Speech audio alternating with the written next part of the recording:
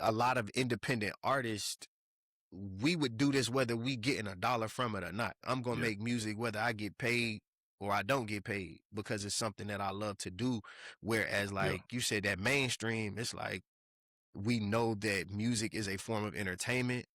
It does this for the people, so we gonna put X amount of dollars into it to make sure people's heads are nodding, or make sure that this song is trending, make sure that we listening to it over here. What is the message I'm trying to convey? You know, what every bar has to drive the narrative of the song forward, or it has to drive whatever I'm talking about forward. Can you establish, you know, your identity and your personality around it? So I had to like live and grow and mature before my sound came.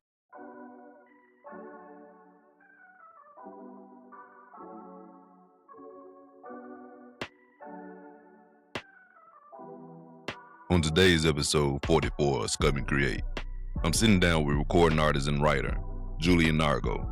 Julian is an artist who's been sharpening his craft since 2010, going from recording through an Xbox microphone to learning production, sitting in on countless studio sessions, and continuing to grow as a true student of the game. His music lives in that hip-hop and rap space, but with a lifestyle and introspective feel. The type of music that pulls from real life, real thoughts, real growth, and the everyday moments that make an artist who they are. He's also worked with producer John G, a producer with credits connected to artists like Doja Cat, Dej Low, Dom Kennedy, and Larry June. And Julian has a finished album ready, with singles dropping throughout the rest of the year. And of course, we had to get into that fitness side too, because Julian says he's become a gym rat after growing up as a smaller, frail guy, and now he's hitting the gym harder than ever. So in this conversation, we talk about finding your sound, growing as an artist, staying true to your own lane, the independent grind, collaboration, hip-hop maturity, and how fitness has become part of his evolution. Let's get into it. And while you're listening, make sure you hit subscribe or follow and drop a comment with your biggest takeaways from the episode.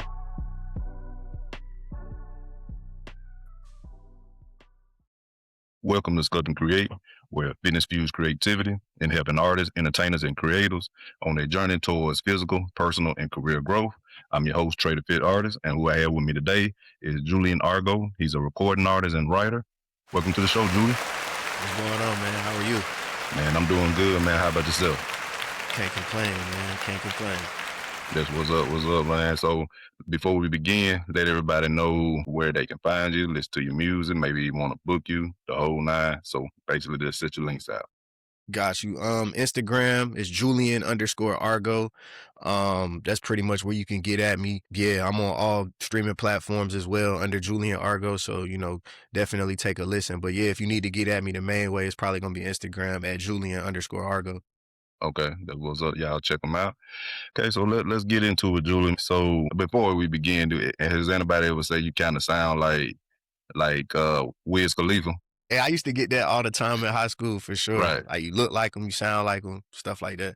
Okay, that's the vibe I'm getting, man. That you sound, you know, like him or whatever. Okay, but yeah, but let's get into it. Like, what type of music do you make, and you know, what genre are you in, and so forth. Got you. I'm definitely in the hip hop and rap genre. If we had to break it down a little bit further, I'd say I'm more of an introspective, you know, lifestyle type of artist. I like to, you know, kind of dig deep and say what's on my mind, say how I'm feeling, you know what I'm saying, as opposed to trying to chase a hit or something like that.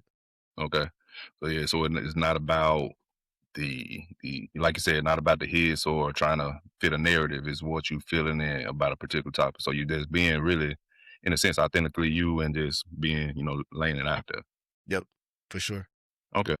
All right. And when you say lifestyle introspective, can you kind of like talk about that, expound on that a little bit more? Yeah, for sure. When I first started writing and rapping and stuff like that, I used to listen to a lot of artists like Joe Budden. Mm-hmm.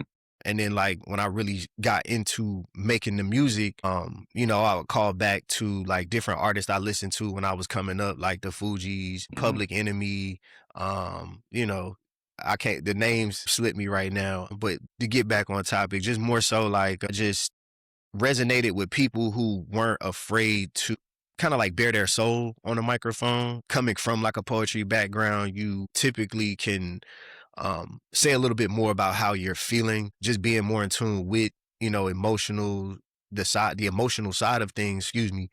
Mm. But as far as like the lifestyle part of it, I think that influence comes a lot from a Wiz, from Mm-hmm. Dom, from Currency, kind of coming up in the blog era and listening to how those artists take certain elements of their lives and implement them into the songs. And it was different than just, something like of a snap and roll era, you know what I'm saying? Where it's kind of Mm-hmm. club focused, kind of club heavy. They was just more so like, hey, this is what we buying, this is what we driving, this is how we living, this is what we smoking on type of thing. So when it comes down to my music, like how I would approach a song is just more so like, okay, what is this beat telling me? What's Yeah. been on my heart, what's been on my mind, and then I sprinkle in a little bit of like, I was here, or I ate this, or I went to the gym, or you know what I'm saying? I kind of just sprinkle in a little bit more lifestyle type of stuff in there. I just want my music to be relatable to the average person. You know what I'm saying? I like relatability in music. So yeah. I feel you, and I believe that can go a long way, because with your fans and so forth, because they can relate to it and they can put it kind of like where they can, be like, okay, well, he just like me and so forth. And I believe when a lot of rappers, even some of my fans, I mean, some people I'm fan of and so forth, or they talk about, they got these type of cars, you ain't this, and stuff like that. And what they doing, some of this stuff, like some, naming some of the stuff that they got that we ain't ever heard of or can't pronounce. It's kind of hard to kind of get in with it. So you only with that you can pretty much just vibe with it if you kind of like the beat and how they flowing on it. But I think it brings a more deepness and again relatability where if you the rapper is talking about certain things that you are already going through, and I think that's to help us to elevate even more into the hip hop space, because they always say it's a young man's sport, but when you grow older, I believe your content need to get older too and make it relatable in that way. Come to mind when what's his name, Andre 3000, when he was talking about, he don't want to rap, like what I'm gonna rap about colonoscopy. Yeah, we want to hear something like that. You know what I'm saying? Like tell us how that go. We got to get to that point. I feel like if it stops at a certain age or whatever and everything, we never know how to deal with the getting older and so forth. So I commend people like Jay-Z at times still rapping, Snoop still rapping, Cool J still rapping, or Eminem rapping, stuff like that. And they in their 50s, LL Cool J almost 60, a couple years from 60 now. So I commend them, to keep it going, because I think we need that, and so forth. What would you say to that for Yeah, us, like nah, the for music that you sure. make? You raise a good point, like being a young man's sport, you know what I Mm-hmm. mean? And then it's like you see the age and the maturity of like, a ghost face, still Mm-hmm. rapping, and like not only are they pushing their pen technically, but like you said, they reflecting on more life stuff, and it kind of gives you, I wouldn't necessarily say a guideline, but it gives you that relatability factor. Like I'm in my early 30s, and when I listen to young music or younger artists, I'm just like, I get it. But then when Mm-hmm. I go and I listen to a Andre 3000, or, I listen to an older artist, I'm like, man, like, wow, like, okay, so they mentally have gone through some of the things that I'm going through now. These are like different concepts, like just life stuff happens. So you have to learn how to, conceptually grasp those things. And it's like with them talking about it, like you said, it just makes it more relatable. We want to hear those things. It makes it easier for you to take those little, pieces of knowledge that they dropping in these songs and be like, well, dang, I'm going through the same thing. Okay, this is how, you know, such and such handled it. Like, I'm gonna fight through it too. So more motivating than anything just to hear how like Mm-hmm. artists are not aging out of hip hop. But there was a period of time where it's like, are you too old? But it's like, nah, you ain't never too old. So I mean, and you got folks like, and like I said, it's just really the content that you're making. You can't be 60 years old, talking about like how you is in the club. You know what I'm exactly. saying? Well, I mean, but they go to the club, but it's a it's a different aesthetic and vibe when they go. Way You know what I'm different. saying? Then but I'm talking about living the life like you would, you acting like if you was 20 or 30 or Right. whatever. And then not to say, you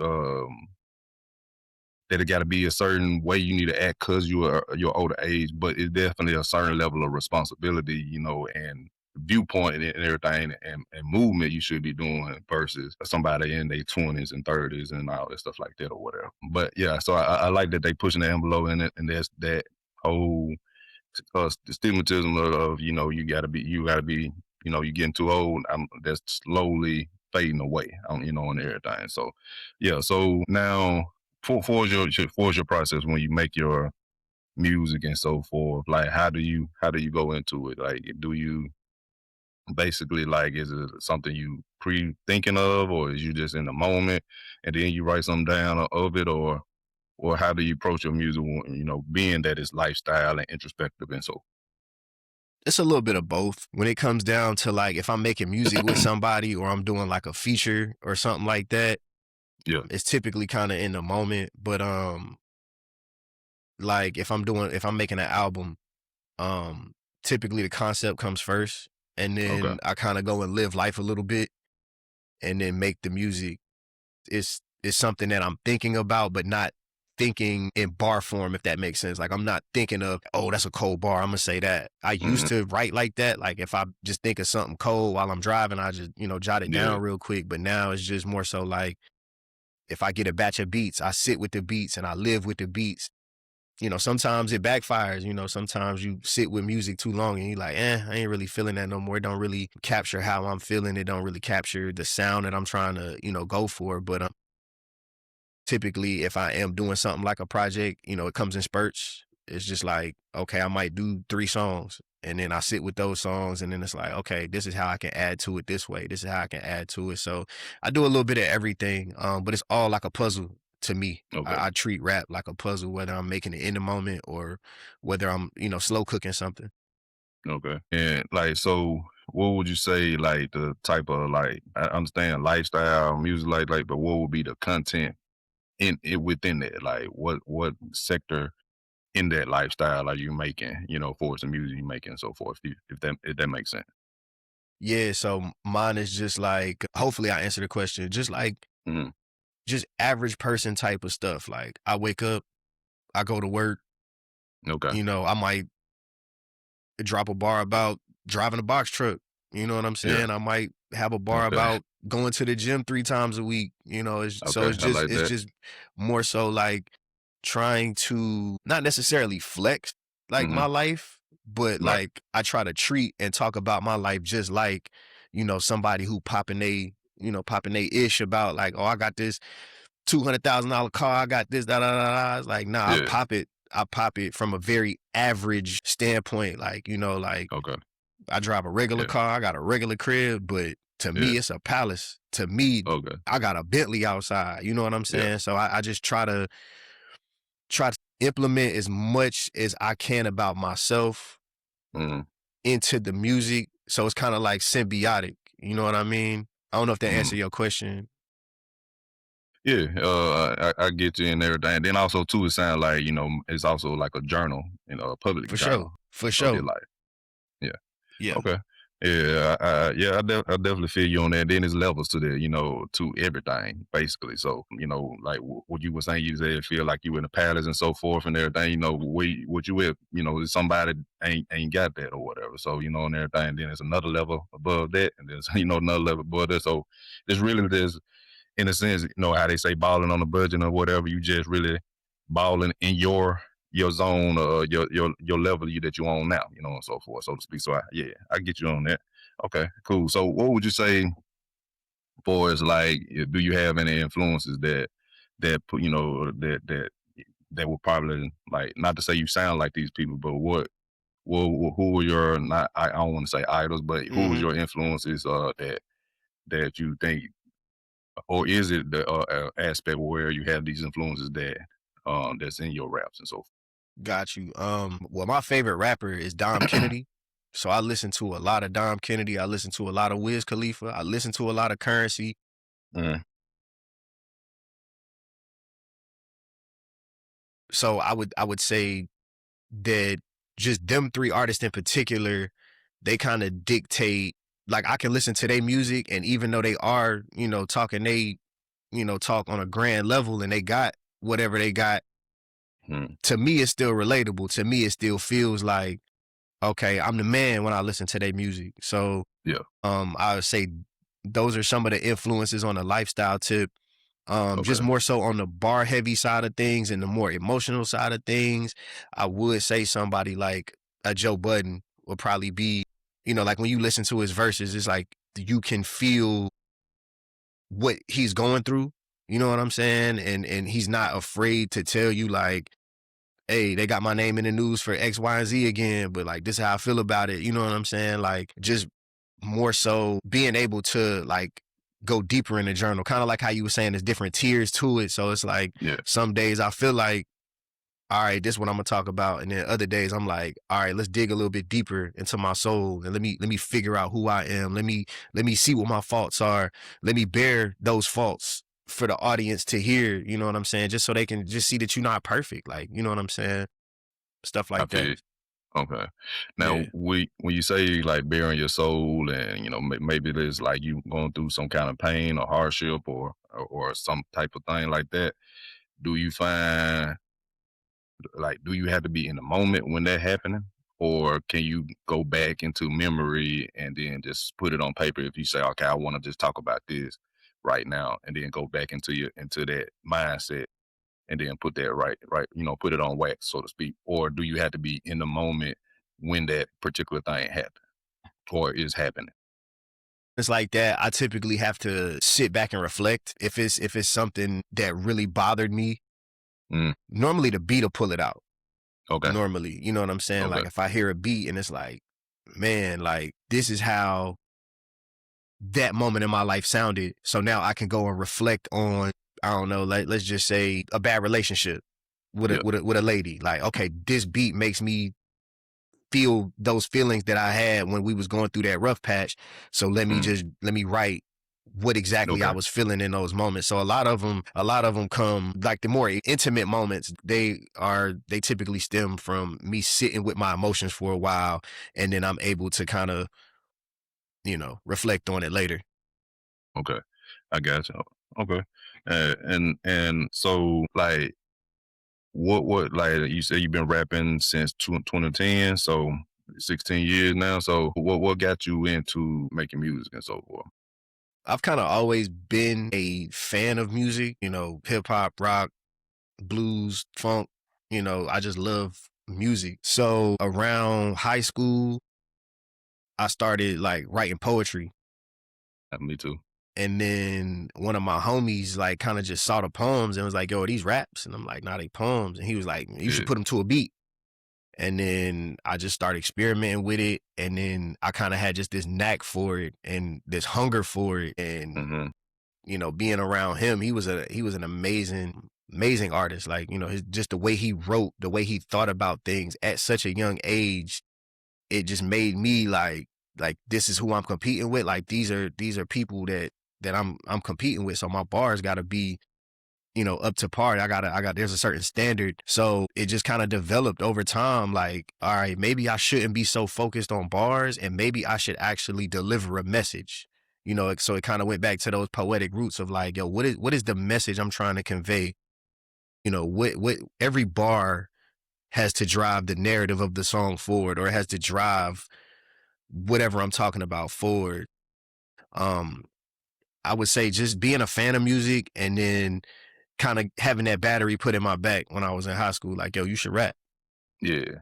going through all of the, because at one point it wasn't cool to be no rapper, like, Right. especially, it's like, yo, you rap, like everybody rap, but it's like, Okay. Okay. I mean, at least where I'm from, like, you know Okay. what I'm Okay. saying? It was kind of just more so like, yeah, don't nobody want to hear that. Like, if you ain't killing nobody or if you ain't selling no Okay. no Okay. drugs or Okay. nothing Okay. like that, if you Yeah. ain't no street dude, like we don't want to hear that. Like we don't want to Yeah. hear that Okay. conscious backpack crap that you rapping. So Yeah. yeah. Okay. Okay. I definitely want to touch back on that, but not just yet. Not now. When you was talking about like you were hearing other people rapping, so like man, I got to step my game up and everything like that. So I think I have heard other rappers and so forth or hip hop artists, say they sounded like they favorite. artists at the first beginning before they found their voice, and the lane that sound authentically them instead of sounding like somebody else. Do you feel like you had that problem early on, or you really snapped out at it once you like said, like let me approach it with how I was doing with my poems and putting it to that format and having a message to it?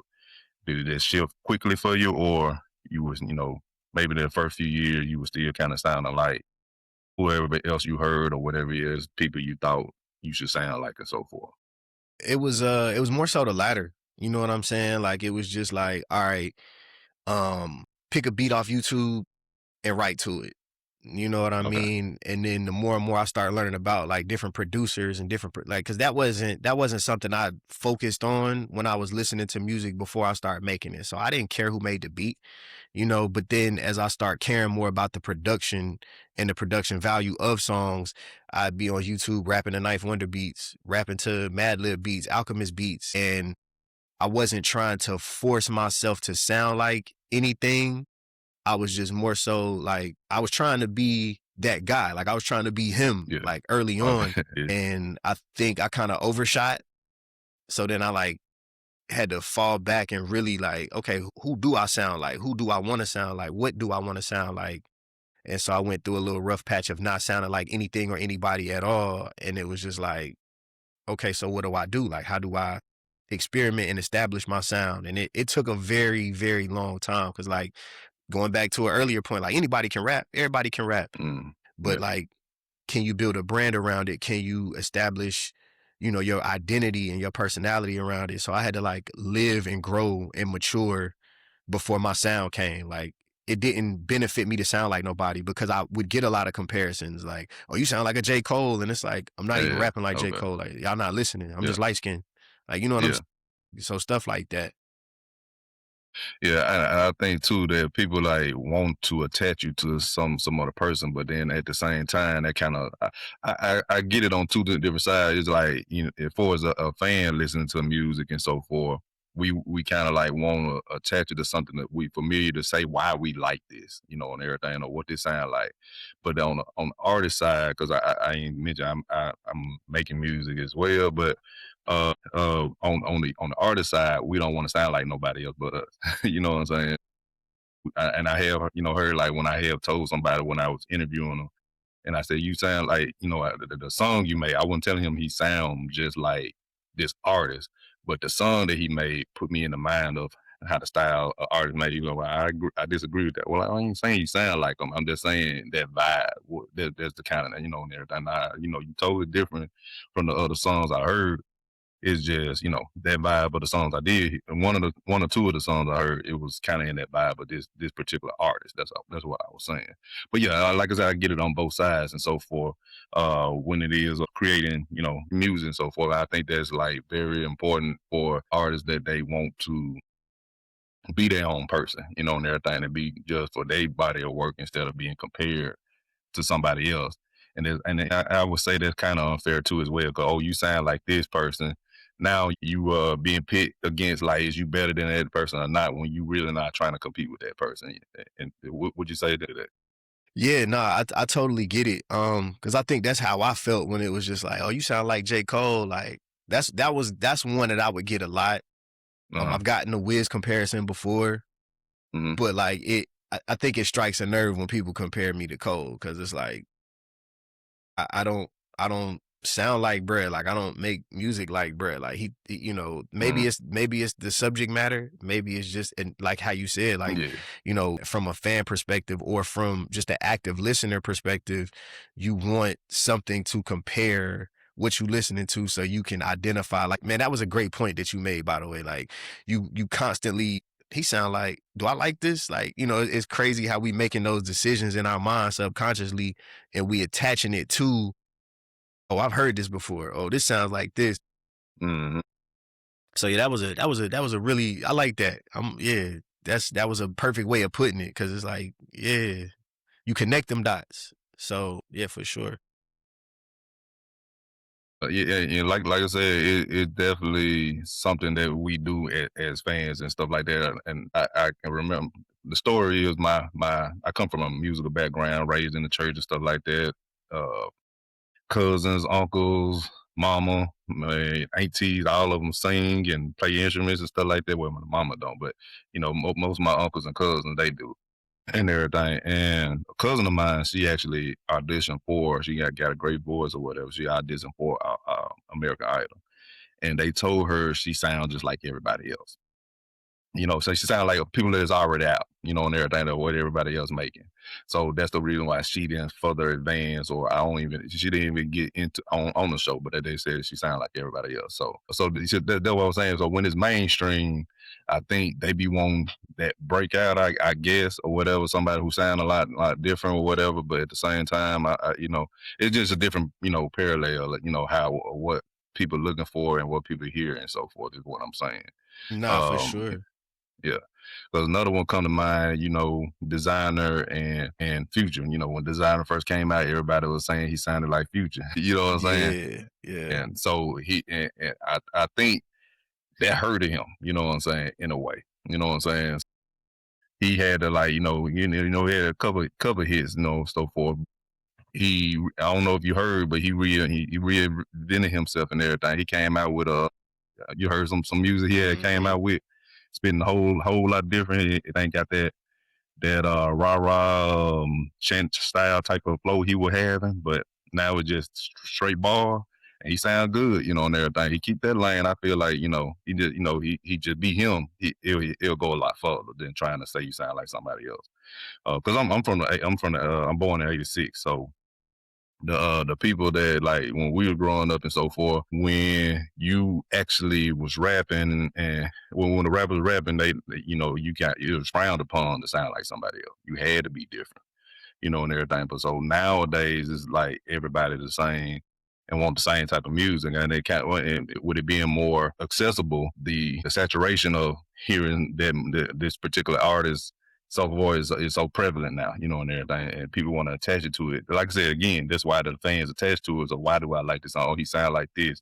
I'm gonna listen to him too, and everything. But again, as the artist, we don't want to hear that. You know what I'm Nah, saying? We want to hear, yeah. nah. But You made a great point that was worth mentioning. Is like mm, you were saying that it was your cousin that was mhm, on. Yeah, so it's crazy how like we had shows like that where it's like we're looking for the next best singer, and just from like more of a pop or like even a rock.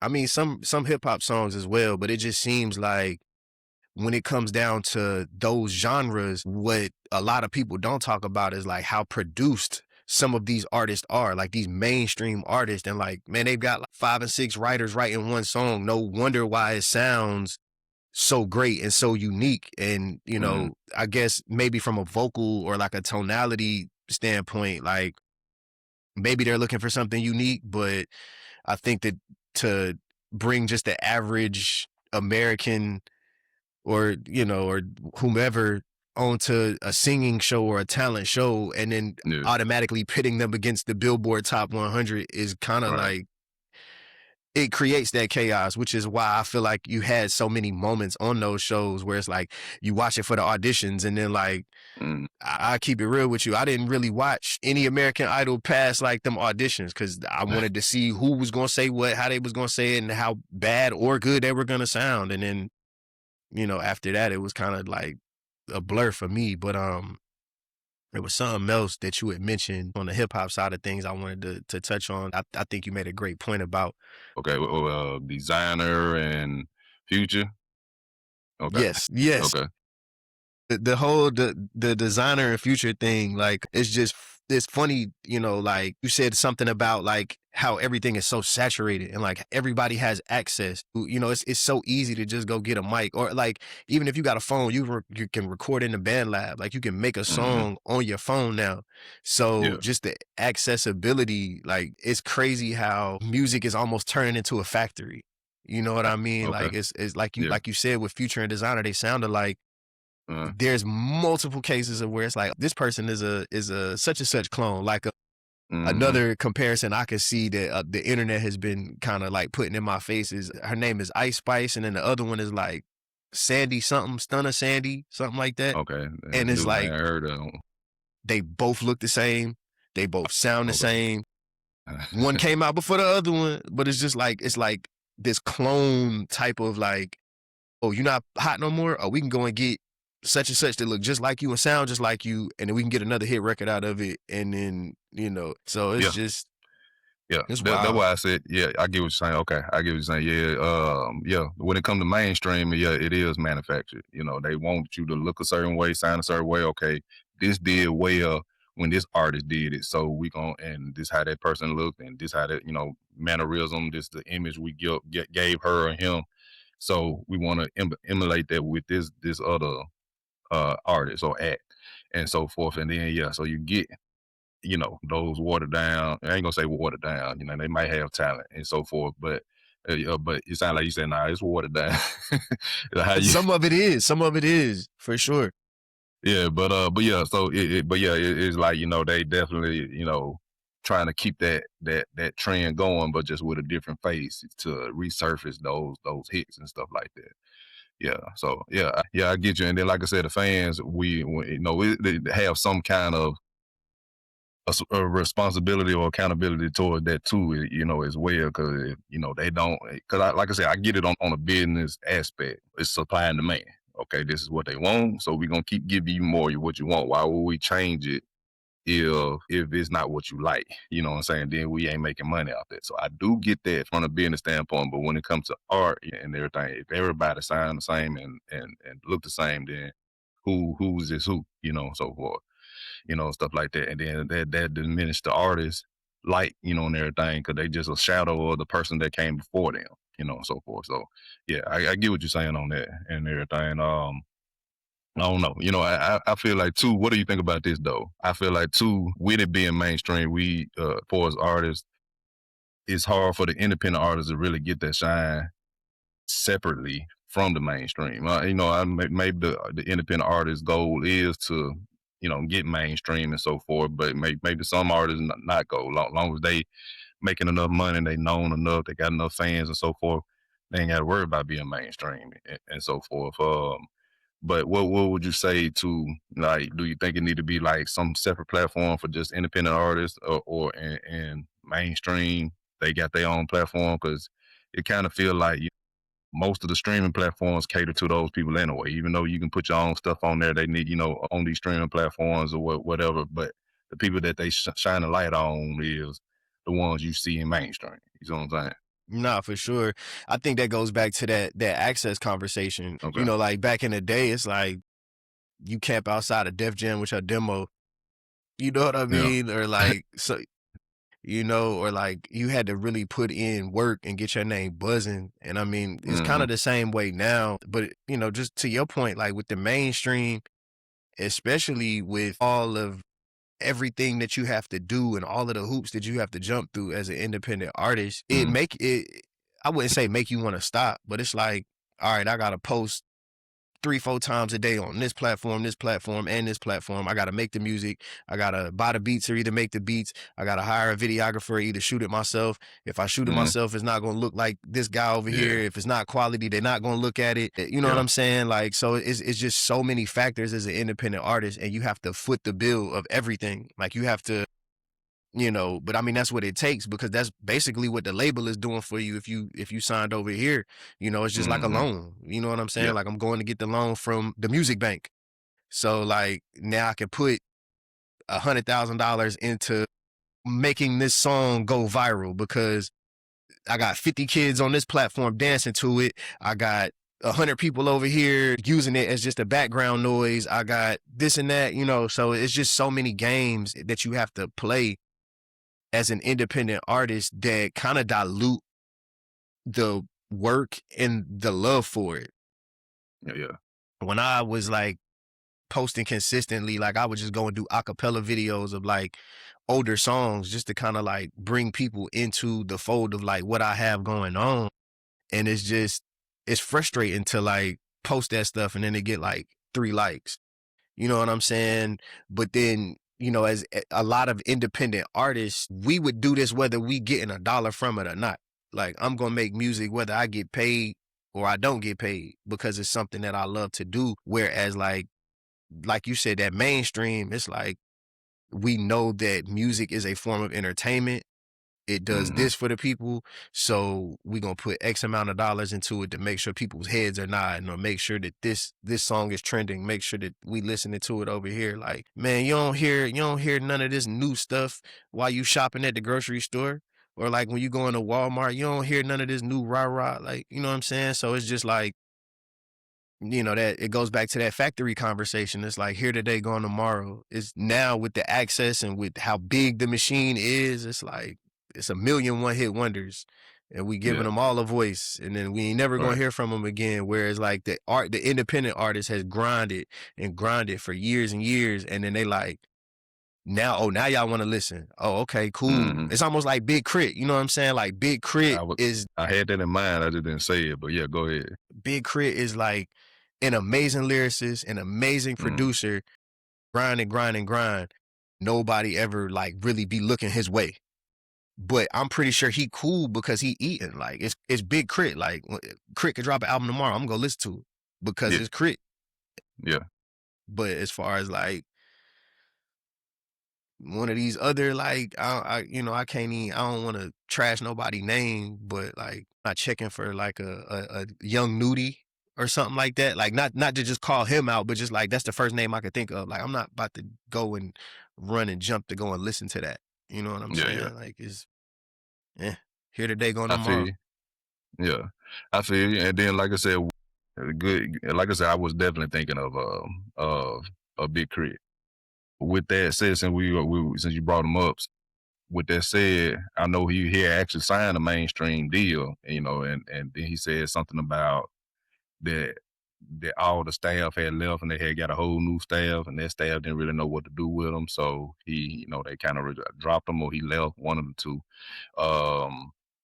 He just been underground ever since. But people like J. Cole, Kendrick Lamar have dropped him and dropped his name in songs. So he definitely known in the underground of his peers that's in the mainstream. But it's just for some reason, I don't know why the mainstream just don't want to.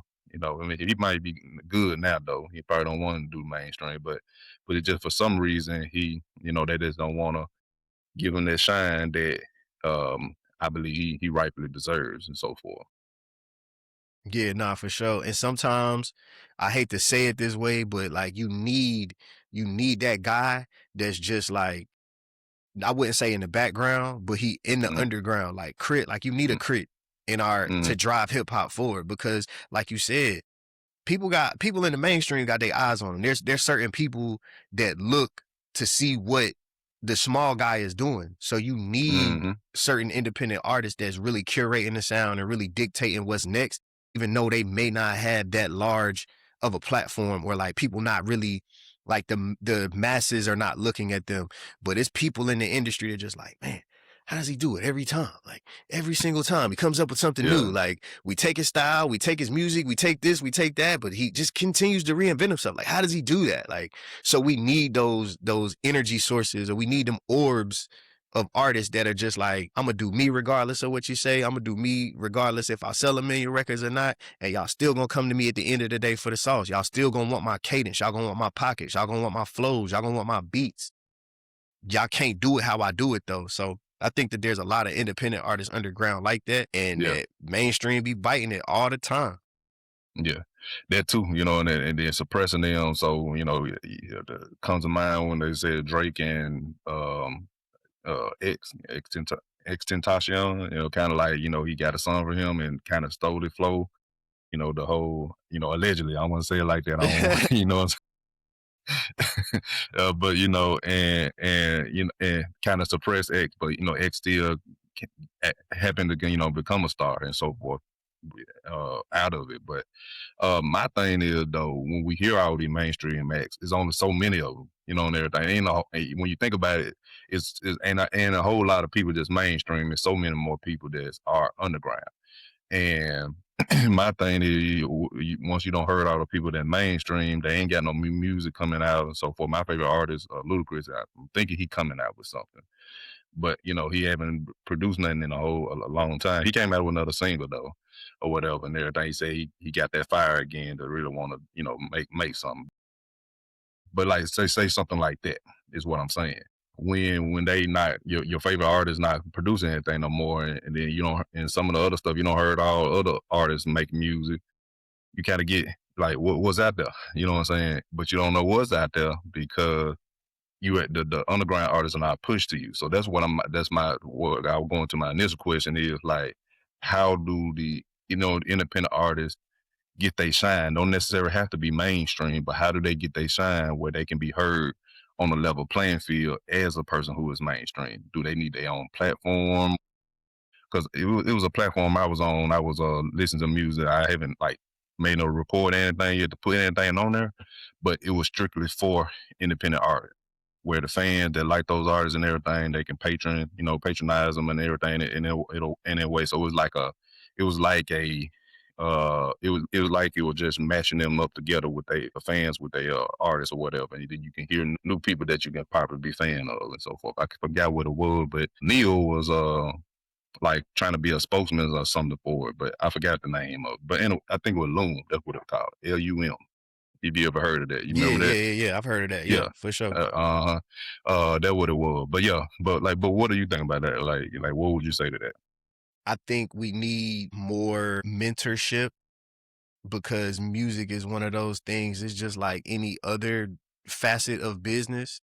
So like, just like you can have, like if you're a financial advisor, I'm pretty sure you got a mentor, you know what I'm saying? Somebody that mentor you and kind of give you the game, teach you things, and they're, consistently evolving. So they're passing it like iron sharpen iron. So like having a cosign from Ludacris might help an independent artist go mainstream because it's like, oh, Luda is behind this person heavy. He not signed to no kind of nothing with him, Mhm. but Luda is mentoring this young brother because he Okay. sees that potential. And I think platforms like Loom, like, it's Mhm. great in theory, Mhm. but I think with Loom, like matching artists with artists, it's almost like playing in a multiplayer lobby. Like, I don't know if you a gamer or not, but like, I feel like some of this music stuff is like playing in a Call of Duty lobby. Like you matched up with this person is matching up with this person, and then y'all make a song together, and then it's like, well, what comes of that? You know what I'm saying? Like I've got music that I've made with other people, and it's like, yeah, that verse was hard, and then they put the song out, and then it's like, so we not gonna promote it, we not gonna, you know what I'm saying? So I think that as independent artists, like, yeah, we can have platforms, but at the end of the day, we kind of have to play the same marketing game. We have to play the same business game that the majors are playing. We just kind of have to like form a conglomerate. Like, you know what I'm saying? Like nobody gets there alone. Like everybody can't be the rapper. So like maybe you're the rapper and then I am the person who helps you make sure that your songs are registered. And then you got another guy who's strictly working. He might work with other artists, but he is like, that's your camera guy. Like he takes your Mhm. photos and your videos for you. And then like, not to like click up or nothing like that, but you need uh, everybody has to get behind somebody. Like Mhm. I wasn't having a conversation, but I was listening. I overheard a conversation, and there was another rapper. He basically was like, yo, who got an album coming out? I put up 100, you put up 100, he put up 100. That's $300-400 right there. Like, what is it going to take to promote your album? What is it going to take to push your album? Like, everybody Okay. kind of gotta get behind one person. So like, I would say just Mhm. to kind of narrow it down, like a good cosign from like a Ludacris. I'm glad you mentioned Ludacris because having him as you different, bro. What do you mean? You have that Luda is your favorite rapper. Yeah. That's fire. That's fire because Okay. Luda is Luda. I would say when he was rapping and popping, like when you go listen to his albums, like that's a rapper. Like he's a Mhm. rapper's rapper. You know what I'm Yeah. saying? He can bar you to death. He can give you a club hit. He can make the Mhm. ladies dance. He has all of these different stats of what Luda can do. It's nothing that Luda can't do. You know what I'm saying? And there's a lot of rappers like that, but not many that you would like. I can go and listen to Chicken and Beer top to bottom right now. I can go listen to Word of Mouth top to bottom right now. You know what I mean? And yeah, he had a major behind him, but I think Luda still kind of comes from that school or that era of like, okay, you're in the studio, you got to make this happen. We don't have a whole bunch of writers. Like, you know what I'm saying? Niggas is not writing your raps. Like, you got to write your raps. And at the end of the day, like, the production value behind it might have come from that major budget. But, you know, that cash is king. Cash is king Right. in a lot of scenarios. So I would say just having, like, to get back to our conversation, just having that good cosign, having somebody stand behind you, or either like having a community of people or conglomerate of people that are willing to push one artist. Like I said, we all can't be the rapper. We can all rap and we can all make music. Like, who's to say that if we all get behind you as an artist and then you blow up, now that opens and puts the eyes on me, then I can rap and then I can blow up the next person behind me and, you know, kind of do it like some black hippie, you know, TDE type of thing. Like, they knew J-Rock was first, but then Kendrick went up and then Schoolboy went up. But when whoever went up, everybody was behind it. Like, yo, that's the album you need to go listen to right now. Yeah, we own it. Yeah. And yeah, we got our own projects, almost like Wu-Tang. Wu-Tang, they had everybody at every label. Yeah. You know what I'm saying? So it's like you got to kind of conglomerize, if that's a word, your movement. Yeah. The word you saying, the word I'm workshopping is kind of like a crowdsourcing for artists in a sense. For sure. You know, yeah. So basically, I agree with you on that. You know, they pushing this artist up, and then okay, who the next one we're gonna push up, and we all put this in to get it. Yeah, okay. And I do say this too a lot. I like what I have noticed.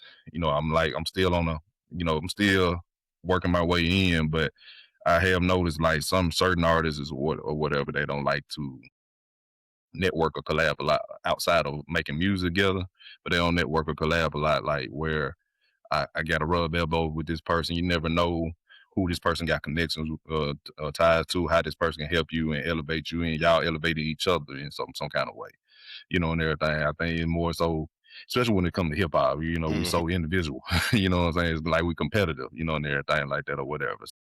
I think a lot of that goes on with that. You know, you see the mainstream do it; they network and collab all the time. You know, that's the reason why I'm doing this podcast. And you see them on podcasts, radio shows, shopping they albums and collaborate with these people to get their name out there. You know, and stuff like that. But I think like we just want to make the music, but you know, and just being individual to ourselves, and then we thinking like that other person might get that shine, and you know, and we don't want to help that person, you know, and everything like that or whatever. And then sometimes too, we get that shine. We sometimes some of them don't, you know, help that person and everything. They look down on them like they ain't never heard it. So I think there's a lot of that part of it. I don't know, like, you know, like I said, but how would that work though? You know, like what would you say that do the people got to know each other? You know what I'm saying? Because I think sometimes that for that to jail, you know, that person, they got genuinely like each other, and then like, okay, I met you, and then you got some friends, I got some friends. We kind of like know each other and everything, and then we kind of get, and we all making music and so forth. And so now we trying to elevate each other in that way, versus people that don't know each other. Or what would you saying? Like, how do it be like in that in a group circle, or is you talking to more so like where people don't even know each other and they trying to help this person grow? I think both have to happen because like it's a business, right? So like at your business, you got roles that people fill. You got, you know what I'm saying, different jobs that people fill. So it's like, I think if we can remove the ego, like I know that hip hop is competitive. Like that's a thing. You know what I'm saying? It's always gonna be there. That competition to be the better rapper is always gonna be there. But if you can remove your personal ego from it and realize I could write a killer 16 today, and then tomorrow you write something hotter than me, and then the next day I got to come back and write something hot, and vice versa. You know what I'm saying? Like, even like with this podcast, like you don't know me from a can of paint. You know what I'm saying? Like I'm saying this, but I'm not applying it to our situation. Like, you don't have to like necessarily somebody to work with them. Like, especially if it's going to drive something forward. Like, you know, I've had jobs where I've had to work with people I do not like. But it's just like the team chemistry is there, and it's like we can get the job done because you have a strong skill set, I have a strong skill set, and for the purpose of whoever's business we working for, we got to put our skill sets together to make the money, to make the mission happen. Because if we don't make the mission happen, we don't get paid at the end of the week. So it's just like, even on the music tip, like you might have an artist that you don't necessarily like, but he buzzing and he popping. And you not trying to like ride no coattail, but at the same time, you on some like, look, hey, I'm really good at this. How can I contribute to your Mm-hmm. team? Or like, Yeah. hey, I know somebody, I might not like you, but I know somebody who is in the same vein as you, thinks like you, moves like you. Y'all might work well together. So I think it takes a little bit of both. And I think, I mean, there's community, you know, like in local scenes.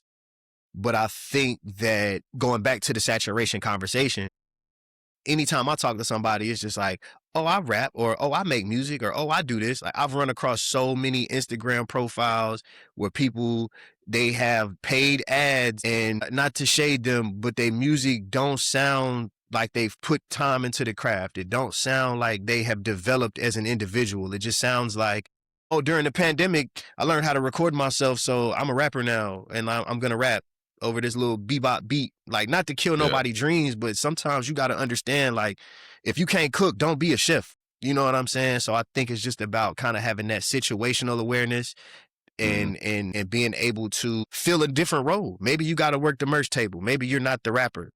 I've had those conversations with myself all the time. Like, maybe I'm not the rapper. Maybe I need to be the whatever guy. You know what I'm saying? So I think that to answer your question, I think it takes both. You got to be able to work with Okay. people you don't necessarily like, because the mainstream artists do it and mainstream business people do it because they know at the end of the day what's coming in the bank. Yeah. You know what I'm saying? Okay. And then, you know, you can't mix business and pleasure also. But Right. then, Yeah. like, at the same time, I want to work with somebody who I gel with, you know? Yeah. So I think Right. that you kind of got to have both. Okay. Gotcha. And when you say not necessarily like, are you saying more so they like despise this person, or you just saying they maybe just not just really a friend with this person, but they're just acquaintance in a sense? Or when you say not like, I don't know, bro. Like, I don't know, because it's like, good I'm not question. gonna sit. I'm not gonna sit in the studio session with somebody I don't like. And 9 Okay. times out of 10, me not liking somebody is gonna be like off of their character, their principles, and their values. Like, if Okay. somebody move a certain way, or they shisty, or they shady, I'm not sitting in the Mm-hmm. room with you. Like, Okay. we I can got do a song together if you rock with my vibe. Just hit my you. email, and then I'm gonna go to the studio and I'm gonna record my verse, and then whoop de whoop, we can do Yeah. whatever. But Okay. I more so the first part of you know what I'm saying? Like, somebody that's just an acquaintance. Like, you know, you met Okay. somebody at an open mic and you like Uh-huh. they flow, and it's like, hey, let's make a song together. I don't know you, you don't know me. Yeah. Yeah. Let's do that. Okay. Okay. Gotcha. Okay. And I feel now to your point, what you were saying earlier too. I heard Wallow say this a lot too. You were like, man, we got our egos is so much in play, and it is hurting us and so forth. Everybody ain't got to be the front man. He was saying him and Gilly. You know, sometimes he get in the water, he get in the water, and Gilly at the front, or is Gilly getting the water and Wallow at the front. And so he say, you know, he was like, man, he was telling somebody like, y'all can just get together, you know, you and your boys or whatever, and this man do the t-shirt, this man do the, you know, work with the sale, this man make the music, this, you know, and do all this or whatever, and y'all can, you know, however y'all split the payments and everything, y'all can be a whole company just like that, you know, and everything. But everybody want to have their individual, you know, instead they don't want to, you know, do it as a group or whatever. So, and it can happen a lot quicker than trying to do it on your own too as well. You know, but like, you know, some folks that want that shine to be just all on them though. You know, I don't know, but yeah, I do like what you said though. So far, I want to bring it back to what you were talking about when you first started. You know, people you were saying people didn't really want to hear rap or something like hear. Or I'm guessing you say hear you rap or whatever, or that they thought rap was corner because everybody doing it. Or you were saying basically if you ain't talking, you know, on the street, killing anybody, selling drugs, doing this or whatever, they ain't want to hear it and so forth. How did you navigate that? You know, where you still, because I feel like some people when they do when you think about hip hop, that's what people kind of want to hear and gravitate to. If people kind of play that role, but it's not necessarily them. It's not authentically them. So how did you navigate that when, you know, okay, I'm not from that. I'm not on that type of time. this is what I do and this is how, I write about what I feel and what I do. This is what I'm gonna put out. So how did you navigate that? I think when I was younger, it was strictly the hunger and the Okay. dedication to like my pen. And like, it's like, nah, I know I got something. You know what Okay. I mean? Like a lot of the time, if I heard negative feedback or if I heard or I wasn't getting the love or, people just overlooking me, small palling me, stuff like that, it made me jump back and go harder. It made me be like, okay, all right, I got something for you. And then Okay. after a while, of getting beat up and hearing a whole bunch of no's, you'd be like, Yeah. dang, well, am I really bad? Like, do I really suck? But like you gotta fight them feelings and just get back to like, nah, you gotta have that delusional belief, like in your ability. You know what I'm saying? Like for a long time, I was not confident in my raps because of hearing all of them no's and hearing different Okay. stuff like that. But like, I don't know, something reactivated in me. And I was just like, you know what? Nobody is ever going to tell me that I can't rap because I know I can. Nobody's ever going to tell me that I can't make good music because I know I can. Like, I'm not in a rush to just microwave a song and put it out. You know what I mean? Like, I think the dedication and the seriousness, the professionalism, just so many things just made me be like, nah, like, this is what I love to do. I'm hungry for this. So like, yeah, you might not want to hear me talk about, you know, I went to the car wash today. I don't care. I went to the car wash today. Like, I washed a load of clothes today. I swept my house today. You know what I'm Yeah. saying? Like I didn't go kill somebody. I didn't go catch a hat. I didn't go rob somebody. I'm sorry. But this is what I Yeah. did do. You know what I'm saying? It's just Yeah. it's almost like they progress reports. You remember I used to get the progress reports in school? It's like where you at, where you could improve, where so every outing or like every song is just like, okay, how can I say this better? How can I do this better? How can I improve my flows? So it's just that hunger, that natural hunger to rap. Okay. That was up, man. And like, what would you say, like, with the music you making and for the fans that you have garnered over the years and so forth? What are they saying about your music and how are they resonated with it, so to speak, is what I'm saying. Think being a rapper for 16 years shows, Yeah. you know, like Hmm. I've just spoken to some people that I've recently kind of connected with and they like how long you been rapping, like, you know what I'm saying, and then you tell them and it's like, well, that makes sense, Hmm. like, you know what I'm saying, like you well seasoned, like you know how to, control the microphone, you know how to control the crowd, you know how to adapt, you know what I'm saying, like I think that rap is just one part of it. You know what I mean? Like you got to be able to be an MC as well. You got to be able to move the crowd. You got to be able to touch the people. Like, I've been on stages where people just kind of staring at you and then like you get off stage and they like, yo, that was dope. Like that was dope. Like, it's just like you get that love and then Yeah. so I would say that the people that listen to my music, I get a lot of fire emojis. I get a lot of, like you tough, like, it kind of Yeah. came later, I would say within the past few years. But like I said, I think that putting in 10,000 hours 3 or 4 times over, people can tell that it's like, oh, you rap. Oh, you do this for real. Like you might not be on the radio, you might not be well known or like you might not, but you can rap. You know what I'm saying? And I think at the end of the day, like mission accomplished.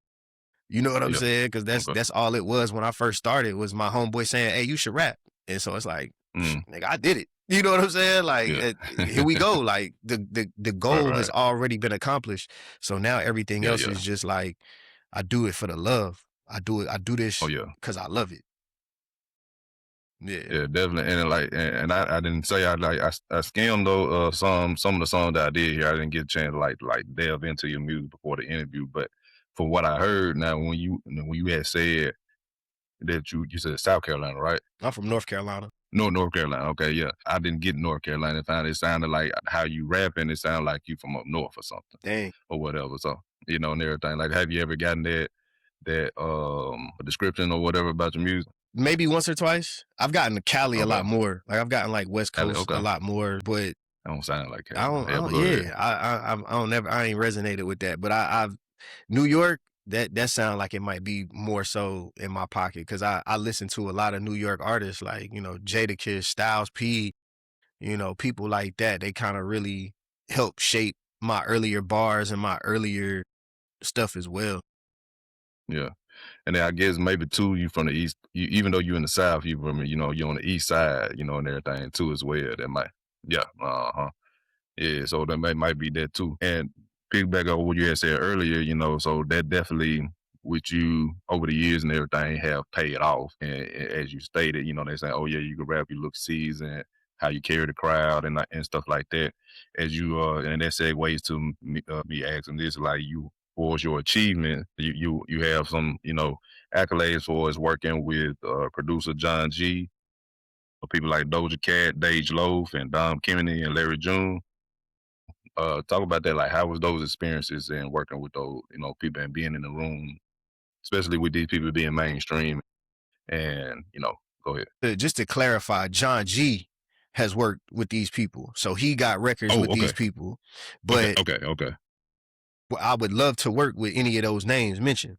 You know what I'm saying? But I think okay, for me, just working with okay, John G, it was more so like we met at okay, somebody else's like listening party, one of the homies' listening parties, and okay, we kind of just linked and connected. And I was like, that I heard the name, and I was like, yo, I done heard your tag on a lot of Dom Kennedy's music, with that being my favorite okay, rapper and stuff. So like being able okay. to work with a producer who has worked with my favorite rapper, it just let me know Mm, that okay, 6 degrees of separation, like that's an easy yeah, yeah, pivot. Not to like yeah. again, not on no ride, no coattails, because I want to work hard to get to that place to where it's like, oh, I don't work with my favorite rapper. I'm cool.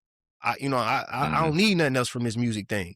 You know what I'm saying? So it's just like I think working with somebody like a John G, and him having that knowledge of how the industry works and being, working with people who have plaques. You know what I'm saying? Okay. It's a different type of feel. Sonically, you want to Mm-hmm. sound the best because you know that Yeah. his sonics gonna match these heavy hitters. So you gotta pull that energy out of you. Okay. So the song that we have together is called Big Budget, and when I heard the beat, I was like, Okay, I see it. oh yeah, like this make me, if I was to blow up tomorrow, or if I could, what I did with that song was like, yo, if I could literally wear the rapper shoes tomorrow and like everyone know who I am type of thing, like this is the kind of Right. Right. energy I want to bring to the game. Like this is what you gonna hear from me. It's intense, it's Mm-hmm. reflective. I pop a little bit of my ish in there, you know what I'm saying? But at the end of the day, it's very much me. So I mean, that experience, just to kind of answer your question, it was dope. It was dope. You know what I'm saying? I Okay. learned some things and made one of the better songs I think I've ever made. I kind of Okay. leaned into being that guy. You know what I'm saying? I Yeah. was like, yeah, nah, I'm him. Let's lean into it. Okay. It's most definitely, and then like I said, you producing somebody with who has already have in connection with people that's already mainstream. So that definitely letting you know you are leveling up, you know, to another degree and so forth. And so like when like do you make your like do you got your own setup at the house, or do you like go to a studio or something like that? A little bit of both. A little bit of Both.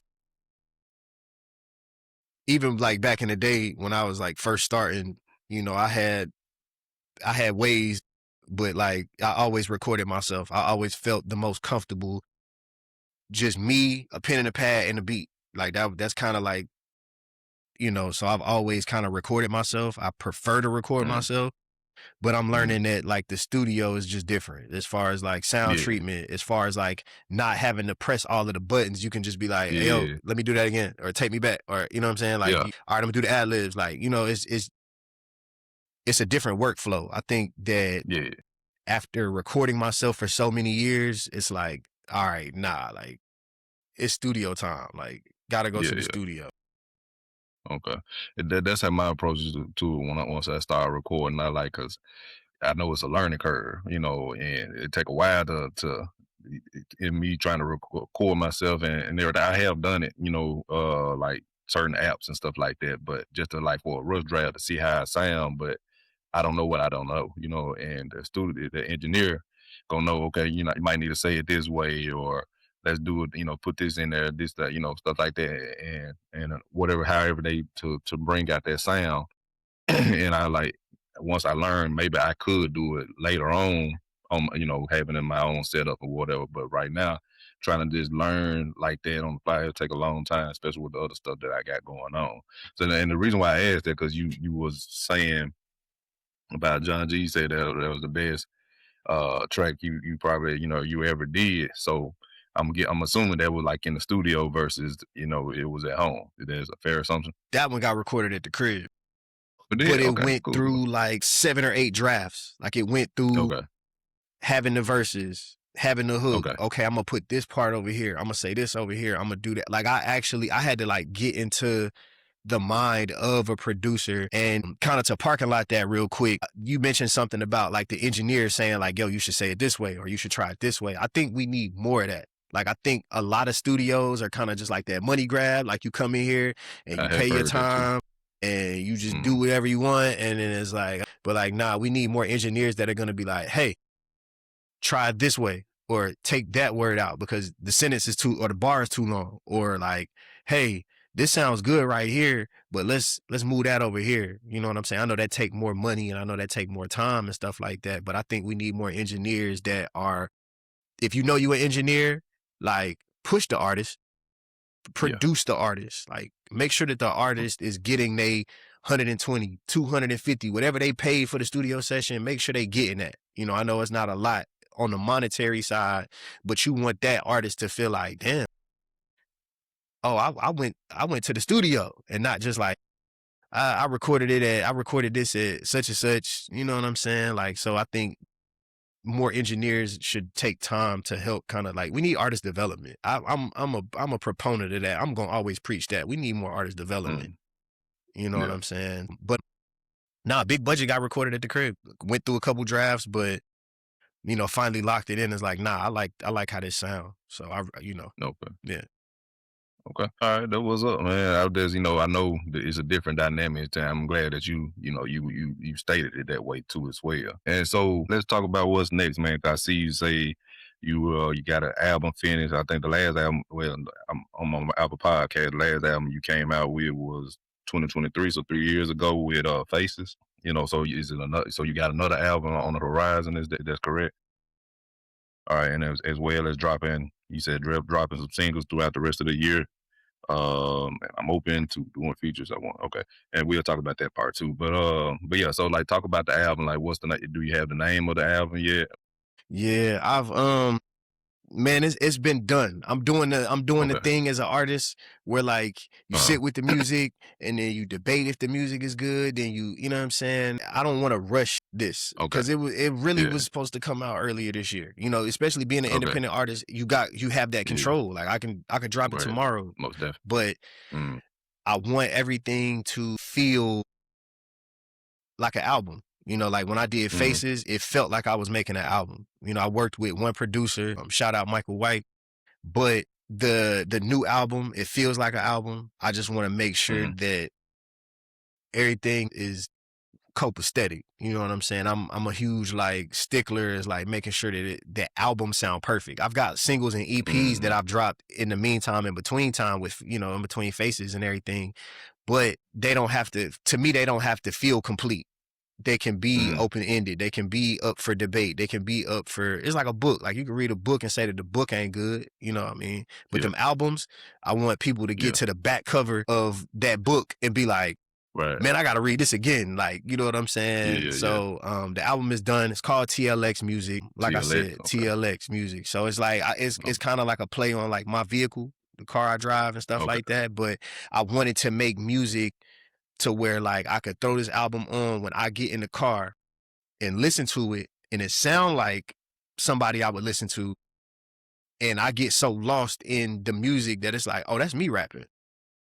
And Okay. you know, I have like drafts on my phone. So like when my music is just on shuffle in the car, one of the drafts will come on and I'm just like, man, I gotta put this out. I gotta stop holding on to it, debating whether it's good or not, you know, battling Yeah. myself Yeah.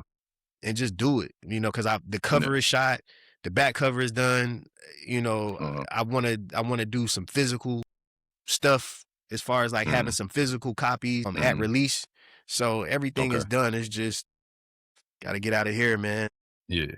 I know T-Pain that I remember it was like that. It was some stuff on his hard drive that he didn't release. He just kept listening and everything. And somebody told him, man, you need to go on put that stuff out and then move on to the next thing. And I think it was called Everything Must Go, Volume 1 and Volume 2. You know, if you look at it, that's when he put this, just dropped the stuff, you know, so he can move on to the next thing and so forth. So you know, and then you got Dr. Dre, another one with the Detox album. So I had to say that so you don't be like that.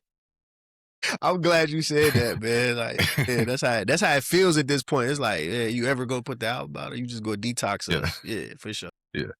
Yeah, so yeah, but yeah, I understand. Like we definitely are very more. I believe we more harsher on our creativity than the fans are, or you know, other people perceiving our art, you know, and so forth. So I understand like that. We want stuff to be so perfect, and then when it's ill received, we get very sensitive about that, you know, and stuff like that. So I get it, you know, and everything. So you want to make sure it's, you know, right. But, you know, I would just say maybe, you know, let some friends or something hear what are they saying.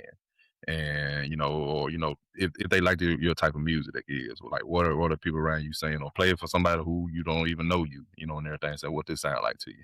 Kind of get some feedback like that. And then maybe that help push your decision on, closer to getting the release or whatever.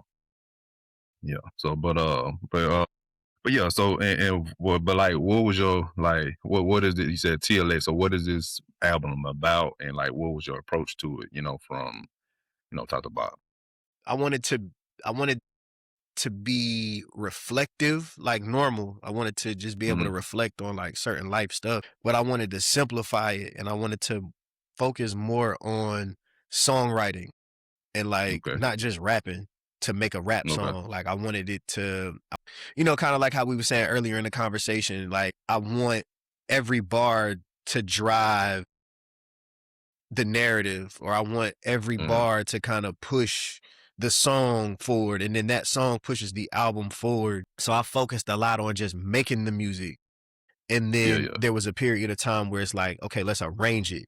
And then in that arrangement of like, okay, this song should go here, this should go there, this is going to do that, verses get changed, verses get chopped, certain stuff comes out. So it kind of goes back to like how I was saying, like the music is like a puzzle. So I wanted it to, I knew that I had the picture in mind, like I had the album cover in mind, and then I just made the music to fit that album cover, and then paid my homegirl Zoe, amazing photographer, pay her to shoot the cover, and we shot it, and it fit. So I think just from top to bottom, I wanted it to sound more like a debut album. Like all of my other albums kind of just sound like music put together in, Okay. like compilations almost. But I Yeah. wanted this to sound like, oh, it has a beginning, a middle, and an end. Yeah. Yeah.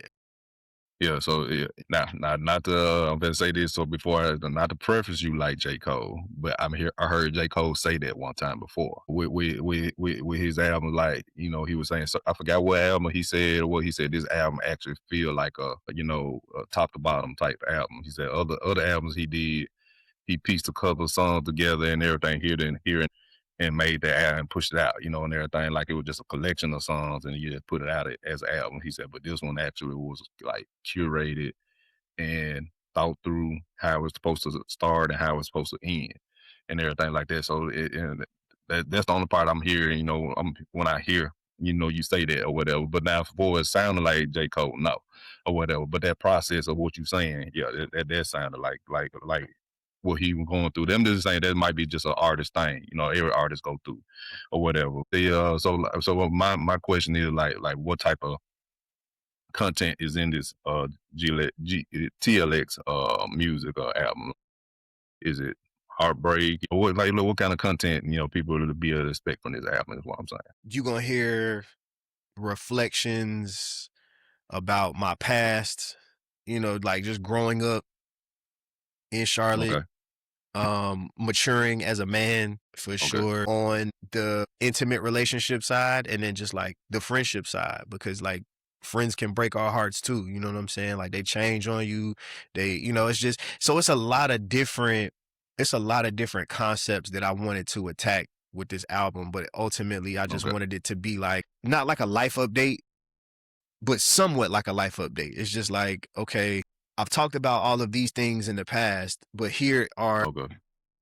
new things that I've gone through in the past. Here are new situations that I've gone through recently. Like, so it's just kind of, it's like a journal, much like all my Okay. music is, but this journal Yeah. actually, I took the time to write the date, made sure that I included, different things in there just to kind of like give people a roundabout of who I am. Like if you listen to the music, you'll understand a little bit more about me. And I think that that was the most important piece of making sure that the album sounded the way it does. Is like, is this pushing me forward? Can you hear where I've matured? Can you hear the difference from Faces to Yeah. this? Yeah. You know what I'm saying? Yeah. Just the content is regular, the same stuff I typically rap about, like, heartbreak. I reflect on like my past relationships, but not from like, I like to treat music like it's my wife, or like, like it's my girl. So like Yeah. sometimes I may be talking about a girl. I may just be talking about my relationship with music. You never know. Yeah. Okay. Oh, I feel you. Okay. Now. So I have I drive an Acura TLX.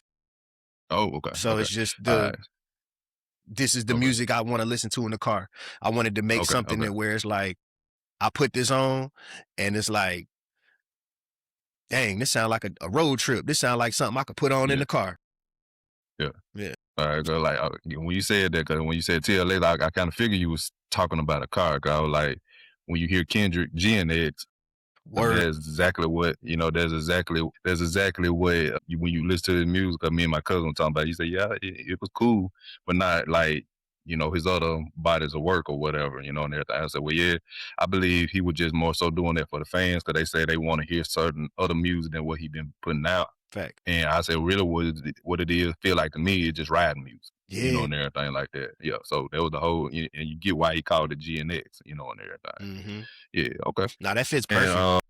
say what now? That's it. That fits perfect. Like riding music. Oh yeah, most definitely. Yeah, and another one we were talking about Big Crit. I don't know if you heard of Cali Barritz. Have you Mm-hmm. heard that yet? Mm-hmm. Yeah. Okay. Mm-hmm. You got a deluxe. You got the deluxe out in that. A few songs on that.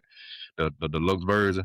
Those songs jamming too and everything. So yeah, But yeah. Now here another one I like too as well. I mean, even though I'm in Mississippi as well, I ain't trying not to be biased, but I do like his music or whatever. And but okay, so now you say you're dropping some singles throughout the rest of the year too as well. Yes. Is it similar to what you're gonna be doing on TLX Oh or is it yeah. like different? A Okay. little, a little bit of both. Some of them are going to be Okay. songs that just didn't make the cut, and Okay. then a couple of them are just going to be new. I'm at a phase now musically where I like experimenting, not necessarily Hmm. like making different genres or nothing crazy, but just like, let's try something. Let's try a different pocket. Let's try a different beat. Let's Yeah, yeah. try a different BPM. So you're Right, gonna get right. a good mix of both stuff that was left off the album and new stuff. Okay. And I see here you say you want to do more features and so forth. So and then you say, would you being a writer too? So do you just write your own songs or do you write for other people too as well? I would love to ghostwrite. Ultimately, like Okay. at this stage in life, like just put me in the studio and tell me what you want to talk about, and then you go live your life, and then I'm gonna make it sound good. So when you come in and do, your 1-2 on it, it's Hmm. gonna sound like, I would love to just be a ghostwriter at this point. But as far as features and stuff like that, like I would just love to work with it. There's quite a few people I would love to work with. We ain't gotta get into like the details, but I definitely want to work with more artists and just getting on songs with people and just really displaying that that level of writing ability. Okay. And when you say the writing ability, what do you mean? Like, is like hearing you on from a different aspect than what you would do on your own, Yeah. on somebody in somebody else's world? Yeah, because Okay. I definitely, I'm glad you put it that way, because that's exactly what it is. You stepping into somebody else's home court. So it's like, oh, this is the idea they had. This is the concept that they had. Hmm. Here's how I feel about this subject matter. Or like, yo, that's crazy. That hook, the way that they set that hook up is perfect. Like, I Yeah, yeah. typically can write faster when I hear someone else's ideas, because it's like, I see what you're trying to do. I can match that. I can match that. Okay. That was up. All right. And okay, that was up, man. And like, okay, so you've been doing this for since 2020, 2010, and throughout the years. So how has that journey been from the start to where you are at now? What would you say that journey has been like? It's been tough, man. It's been tough. Like, when well, at least for me, when I first started, I was trying to do everything to make sure my pen was better. So, like, writing verses every day, experimenting with different punchlines. Like, how can I say this? How can I say that? And then there was a period of time where I couldn't write at all. Like, I couldn't rap at all. It just felt like I couldn't make music. It felt like I was hitting a wall of, it's like, maybe I shouldn't be doing this. And then, as I matured and I got older, I realized, like, you got to go live life to have something to write about. You got to go experience Mm, things to have something to write about. So instead of focusing so heavy on making music as frequently as I can, I put it on the mm, back burner and went and lived life. And then was like, cause like once you practice or you train for something, it doesn't leave you. You know what I you're right. mean? It's cliche to say it, but like rapping for me kind of feels like getting on a bike. You know what I mean? Like, it's easy to just write a verse, but to write something that's worthwhile or something that is fulfilling, like, I had to learn and mature over the years. Like, Yeah. it took going to live life. It took even practicing. It took failing. Like, I might be in the car tomorrow trying to freestyle and it just sucks. And then Monday, you know what I'm saying? I find another beat and then it's like, I should have recorded that because that was hard. Like, you know what I'm saying? So I think it's just about being able to fall down 9 times and get up 10. Yeah, and definitely, man. I believe like I said, it's you're gonna go through those hardships and everything, but you to keep going and seeing your progress, seeing getting those. Man, oh yeah, I can tell you've been doing this a long time. I see how you moving and you got a good sound and everything. It makes that even more worthwhile and helps you to keep going, would you say? Yeah, yeah, for sure. Okay. Now I would be remiss if you had talked about the gym earlier. You say you have became a gym rat. Yeah. So let's talk about that. Yeah, go In ahead. true Sculpt N Create fashion, you gotta talk about fitness. So yeah, so talk about that. How did you become a gym rat? Oh man, it just started like just going and then like not knowing what I was doing. Just being there, like using the machines, just like, okay, this say is gonna work your back out. This say is gonna work your chest out. This say is gonna work your arms out. Okay, fuck it, let's try it. And then you go in there, you start to feel stronger, and it's like, wait a minute, okay, I like this. And Yeah. then you like the way that you feel afterwards. It's like, man, whatever I was thinking about, whatever that stress was on my mind, like, it's gone. Mm, Like, and then I noticed that I was just in a better mood. Like, right, right. things just were different once I went to the gym. And then it was like, all right, I'm about to start going every day. And Word. then, still inexperienced, like, I'm not seeing no gains because I'm working out everything every day. And then I had to learn, oh, wait a minute. You pick a day, you work these two things out. Then pick another day and work Hmm. these two things out. You know what I'm saying? So Yeah, now yeah. that I've kind of gotten a routine, it's like, all right, I know on Mondays it's chest and back. On Tuesdays it's Yeah. arms and shoulders. Wednesdays is leg Yeah. day. Like, so it's now that I've gotten the routine down. I had to get the consistency of going down.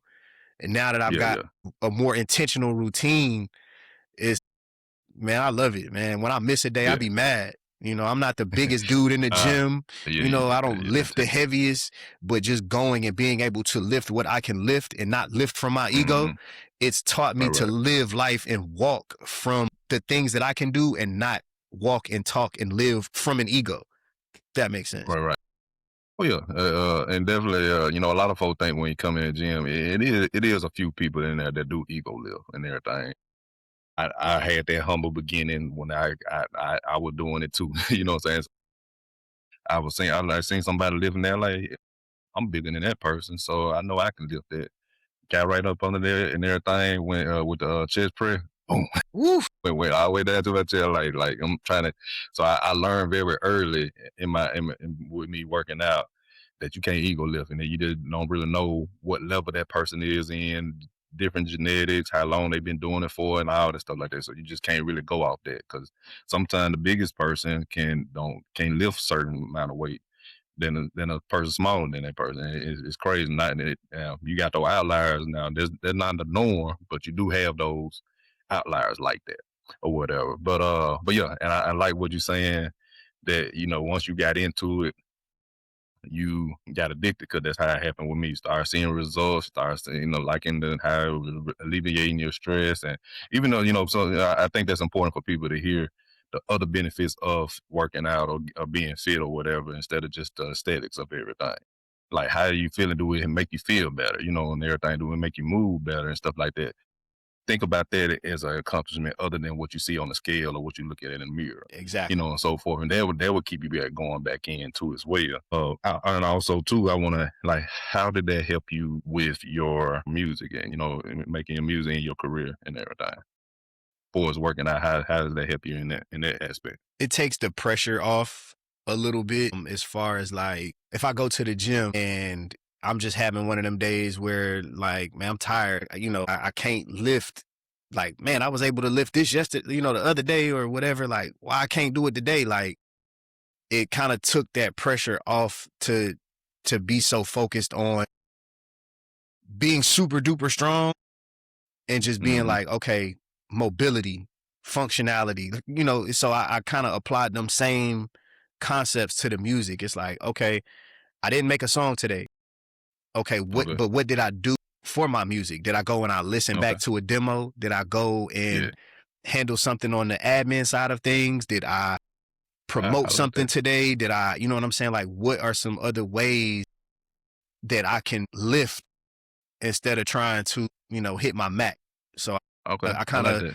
yeah, I kind of just applied that to like the music. Like, yeah, you got to get them reps in. Like, I have like a, just like a handheld mic. I'll practice Mm. a song. I'll turn on a beat Yeah. of one of my songs and just practice it, so I don't have to have a backtrack. So I don't have, I practice breath control, like stuff like that. So I think the gym has helped me open up my mind as far as like training. Like, as an artist, you have to train. You can't just Right. Right. get up there and rap. Yeah. Most definitely, and I wanted to shine a light on that because that's the reason for Sculpt N Create is to let like artists and entertainers know that fitness is just not the aesthetics of it. Is also or it is help you to for your mobility and performing, and that's because you take care of your health and everything. It helps you to do what you need to do longer, and also like you just said too as well, which it helps expand your creativity a lot more too. And I like that part where you say you apply what you doing in the gym, the same principles, not necessarily like lifting weights per se, but the principles of how you lift weights to your how you create and everything like. And there was something I ain't never thought about on that, but that's I like that. Uh, but yeah, I just want people to know that artists and entertainers to know that you got to take care of yourself, and it helps out in your performance and your creativity a whole lot more when you do so, because you got to be present and stuff like that. If you sick or you hurt, and everything in the bed and everything, you can't do what you need to do. You know what I'm saying? So you got to take care of that. But yeah, okay, cool. And so we talked about a great deal, and definitely loving the conversation. I don't want to take up too much of your time and so forth or whatever. But is there anything else that we haven't discussed today that you would like to talk about? Nah, man, I just wanted to, shout out you, man, and just let you know I'm appreciative of the opportunity to be on the platform and have a good conversation with you for sure. I appreciate you too as well. So, all right, so like two last questions and everything. Like, what would you say to the person that's just starting a music career, or even the people who into a level of where you at 16 years in, you know, or anywhere in between, what would you say to those artists out there and, you know, and furthering their career, advancing and so on and so forth? I would say practice. I would say get out of your own head. You know what I'm saying? Don't be afraid to fall on your face. Don't be afraid to walk up to whomever person and have that conversation. Don't be afraid to be authentic.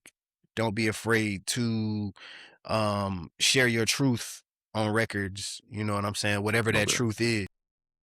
You know, Yeah. don't be afraid to just let the world know who you are. If you're gonna do this music thing, take it serious. Okay. Definitely. I appreciate you sharing that. And the other question is kind of similar but different lane. Like, out of what we discussed today, out of everything that we discussed today, what would you say the biggest takeaway that they need to get from this conversation? I would say when we were discussing indie versus mainstream, one, just because, you know, I think that's an important conversation to have, seeing as we seeing a lot of shifts and a lot of changes with, you know, how music is moving and operating from a consumer standpoint. I think that's it. I mean, I'm Okay. pretty sure there's a lot of pertinent gems in here, but I just from that part of the conversation for sure, like, you know, and then Okay. having that underground source that, you know, people like to tap into, you know what I'm saying? I think that's important as well. Okay. All right, cool. Most definitely. All right. So before we get out of here, let everybody know once again how to, you know, find your music and, you know, maybe want to book you the whole nine, and where to find you per se. So set your links out one more time. Got you. First and foremost, Trey, I gotta shout you out again. Thank you so I much. appreciate it. I go by the name of Julian Argo. You can find me everywhere at Julian Argo. On DSP, Instagram is Julian_Argo. Mm. Yeah, tap in with me. All right, yeah, y'all check Julian out. And Julian, man, I appreciate you for coming on the show, sharing your insight, your journey, your knowledge, and definitely looking forward to you more bigger things for you here in 2026. And so, with that said, I've been your host, Trea Da Fit Artist of Sculpt N Create, and with my guest Julian Argo. Stay sculpting, stay creating. We out of here. Bet.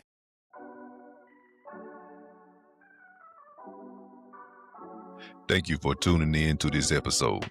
If you enjoyed it, be sure to follow us on social media and subscribe to the show wherever you listen to podcasts so you never miss an episode.